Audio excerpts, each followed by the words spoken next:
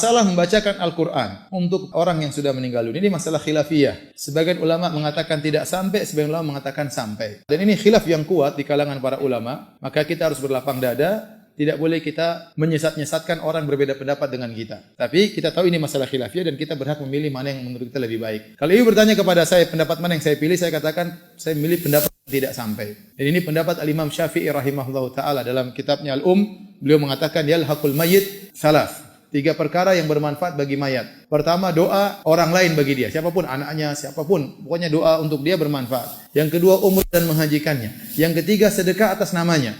Saya misalnya, saya sedekah atas nama teman saya. Teman saya sudah meninggal, berpahala. Ini kawan dekat saya. Misalnya saya bersedekah 1 juta, niatnya pahala untuk kawan saya, sampai. Meskipun kawan saya.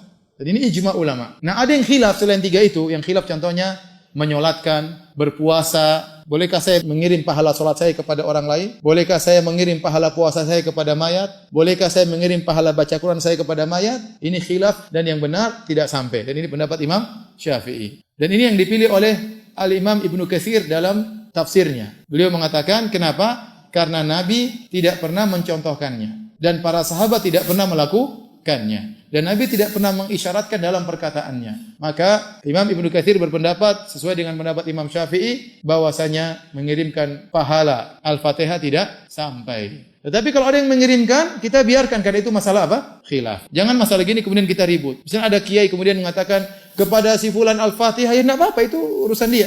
Ya, itu pendapat dia, tidak boleh kita jadikan ini masalah untuk ribut, karena ini masalah khilafiyah. Tapi kalau ibu tanya sama saya milih pendapat Imam siapa? Syafi'i dan Imam Ibnu Katsir, bahwasanya tidak sampai. Dan saya anjurkan, lebih baik kita melakukan yang disepakati oleh para ulama. Contohnya sedekah, contohnya mendoakan. Anak yang soleh sering mendoakan kedua orang tuanya. Contohnya ibu-ibu undang orang miskin makan, niatnya ya Allah ini pahala sedekah makan saya untuk orang tua saya. Sampai.